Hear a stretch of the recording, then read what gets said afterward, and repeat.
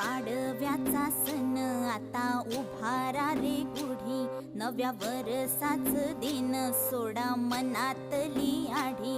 गेलं साली गेली आढी, आता पाडवा